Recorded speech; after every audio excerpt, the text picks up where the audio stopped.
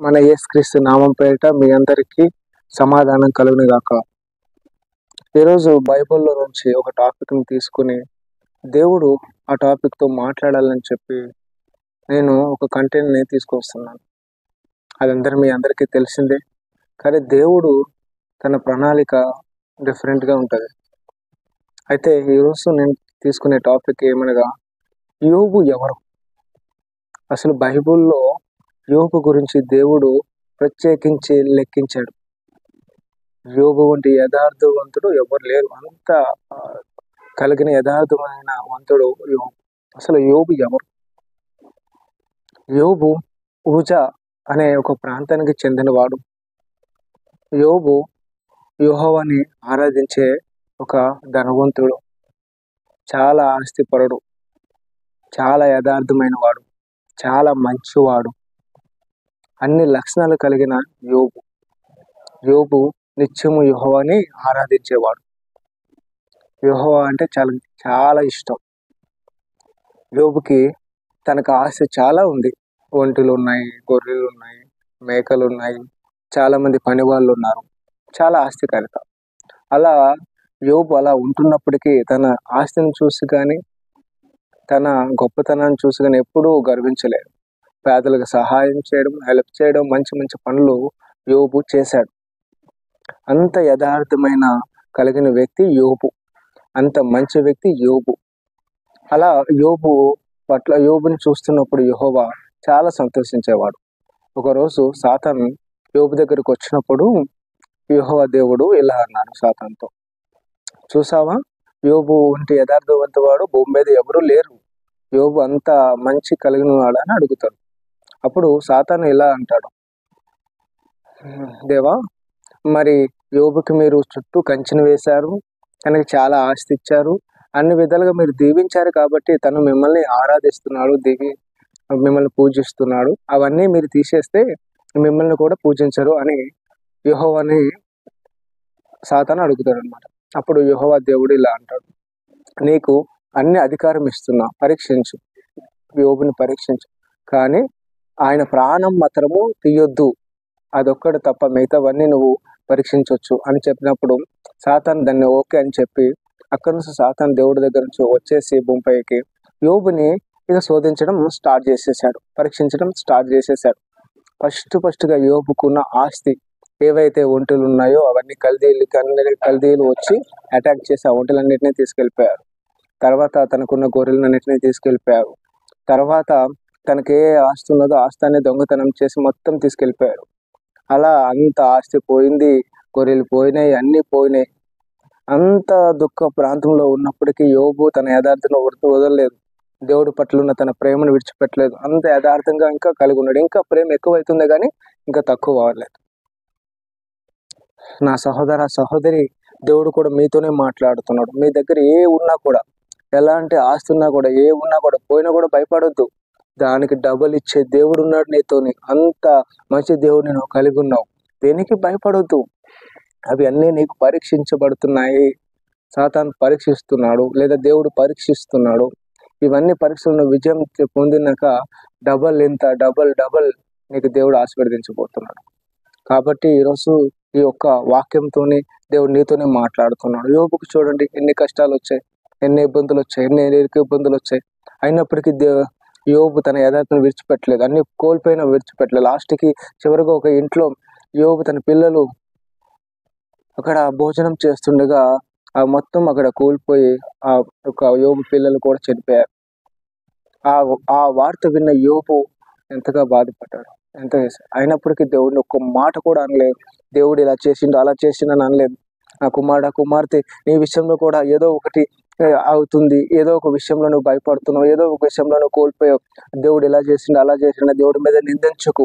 యోబుని చూసి గుర్తు తెచ్చుకో. యోబు ఎంత దీనత్వం కలిగిన వాడు, యోబు ఎంత యథార్థత కలిగిన వాడు. యోబు లాంటి వాడు భూమిపైన ఇంకొకటి లేడు. అంత కుమార్తెలు కోల్పోయినప్పటికీ ఒక మాట కూడా దేవుడు అనలే. ఇంకా ఇష్టము దేవుడి మీద పెరిగింది. అలా ఉంటున్న సమయంలో ఇంకా యోబునే శిక్షించాలి, ఇంకా పరీక్షించాలని చెప్పి సాతాను ఇంకా తన భార్యతో కూడా కొన్ని మాటలు అనిపిస్తాడు. ఇంకా నీ యథార్థతని కోల్పోలేదా, దేవుడిని తిట్టి విడిచిపెట్టాలని అంటారు, అయినప్పటికీ విడిచిపెట్టలేదు. తర్వాత 3 ఫ్రెండ్స్ని పంపిస్తాడు సాతాను. పంపించి ఎన్నో రకాలుగా శోధించినప్పటికీ యోబు తన యథార్థతని విడిచిపెట్టలేదు. నీకు కూడా నా కుమారుడు కుమార్తె, నీతో కూడా దేవుడు ఇలానే మాట్లాడుతున్నాడు.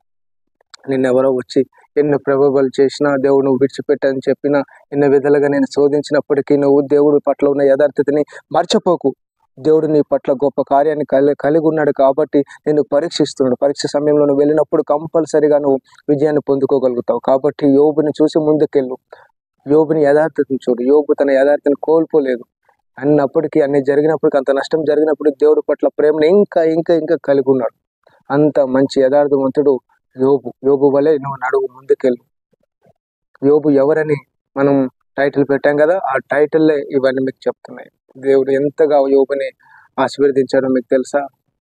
ఏవైతే కోల్పోయాడో, ఏవైతే ఇదే అన్ని సమస్తాన్ని సాతాను తీసుకున్నాడో, మిగతా తర్వాత యోబుని పరీక్షించిన సమయం అయిపోయినాక యోబుని దేవుడు ఆశీర్వదించడం మొదలు పెట్టాడు. యోబుని యథార్థత చూసి దేవుడు ఇంకా ఆశీర్వదించాడు. ఫస్ట్ అయితే ఏం కోల్పోయాడో, ఎన్ని గొర్రెలు కోల్పోయాడు, ఎన్ని ఒంట్లు కోల్పోయాడు, ఎంత ఆస్తి కోల్పోయాడు, డబల్ డబల్ డబల్ దేవుడు ఆశీర్వదించి ఇచ్చాడు. మళ్ళా పిల్లల్ని ఇచ్చాడు, మళ్ళా కుమార్తెల్ని ఇచ్చాడు. యోబుని ఆస్తికరగా ఫస్ట్ ఉన్న ఆస్తి కంటే డబల్ రెంట్గా ఆస్తిని ఇచ్చాడు దేవుడు. అంత విశ్వాసం కలిగిన యోబుని దేవుడు ఇంకా ఇంకా ఇంకా ఆశీర్వదించాడు. ఎందుకంటే ఆ పరీక్షలో యోబు నెగ్గాడు, దేవుడికున్న నమ్మకాన్ని నిలబెట్టాడు. సాతాన్ని ప్రేరేపించి వచ్చినప్పుడు కూడా దేవుడికి తెలుసు యోబు పడిపోడు, యోబు యథార్థంగా ఉంటాడు, విశ్వాసాన్ని కాపాడుకుంటాడు. దేవుడు తలంచాడు. నా సహోదరి, దేవుడు కూడా నీ పట్ల కూడా ఇదే దృక్పథం కలిగి ఉండాలి. ఎంతమంది నిన్ను ప్రేరేపించినా, ఎంతమంది నిన్ను వద్దని చెప్పినా, ఆ దేవుడిని ఆరాధించుకున్నాగా నీ ఆస్తి పోయినా, ఏ పోయినా నీ యథార్థతని విడిచిపెట్టకు. దేవుడి పట్ల ఇంకా ప్రేమ ఎక్కువ అవ్వాలి. అలా ప్రేమ ఎక్కువైన యోబుని బహుగా బహుగా బహుగా దీవించాడు, ఆస్తి కల్పిగా చేశాడు. అంత మంచిగా యోబుని దీవించాడు. యోబు ఎవరు అని టైటిల్ పెట్టాం కదా, చూడండి. దేవుడు ఈ యొక్క వాక్యం ద్వారా, ఈ టైటిల్ ద్వారా దేవుడు నీతోని, మనతో, అందరితో మాట్లాడాడు. యోబు అంత యథార్థమైన వాడు. అలాంటి యోబుని మీరు మీ పట్ల ఒక నిర్దేశమైన ఒక కలిగి ఉండండి. యోబుని చూసి ముందుకెళ్ళండి, మీ నిజ జీవితంలో ముందుకెళ్ళండి. దేవుని యెహోవా దేవుడిని, యేసయ్యని మీరు ఎప్పుడూ మర్చిపోకండి. దేవుడు మన పట్ల యథార్థతను చూసి మనల్ని ఇంకా బహుగా ఆశీర్వదిస్తాడు. మనం ముందు దేవుడికి మనం ఏమి ఇవ్వాలో అవన్నీ ఇవ్వండి, తర్వాత దేవుడు మీకు ఇస్తాడు. మీరు ఏమి ఇవ్వకుండానే, ఏం చేయకుండానే దేవుడు నాకు అది కావాలి, ఇది కావాలి, అది కావాలంటే అది కష్టం, అది తప్పు. అడగడంలో తప్పేం లేదు, కానీ దేవుడిని ముందు మీరు ఏమి ఇవ్వగలరు, అలా ఇచ్చినప్పుడే దేవుడు ఇంకా మిమ్మల్ని ఇంకా పై స్థాయికి తీసుకెళ్తాడు. యోబు తనకున్న ఆస్తిని అన్నిటినీ తను కోల్పోయినప్పుడు దేవుడి పట్ల ఉన్న యథార్థతని విడిచిపెట్టలేదు. అలా తన విశ్వాసం కాపాడుకోవడం వల్ల యోబు ఆస్తికర్తగా అయ్యాడు, ఇంకా దీవించబడ్డాడు. కాబట్టి నా కుమారుడా, మీరు దేవుడి పట్ల ఉన్న ఒక విశ్వాసాన్ని కలిగి ఉండండి. దాన్ని పూర్తిగా తీసుకెళ్ళండి, వెనకకి వెళ్ళకండి, ముందుకే వెళ్ళండి. ఎన్ని శోధించినప్పటికీ కూడా యోబు స్టోరీ ద్వారా ఈరోజు మీతో, మనతో అందరూ దేవుడు ఈ విధంగా మాట్లాడాడు. కాబట్టి దేవుడు ఇచ్చిన ఈ వాక్యం ద్వారా మీరందరూ బలపరచాలని, బలంగా ఉండాలని చెప్పి దేవుడు ఈ వాక్యాన్ని నా ద్వారా తీసుకొచ్చి మిమ్మల్ని ఈ విధంగా మాట్లాడాడని కోరుకుంటూ, ఈ యొక్క వాక్యాన్ని, ఈ యొక్క స్టోరీని, ఈ యొక్క బైబిల్ వచనాలని అన్నిటినీ మీరు బహుగా ఆనందించి దేవుడిని ఆరాధించి దేవుడిని మహిమ తీసుకురావాలని యేసయ్య పేరిట ఈ యొక్క మాటల్ని అర్పిస్తూ వేడుకుంటూ, యేసు నామములో అర్పిస్తూ వేడుకుంటున్నాం తండ్రి.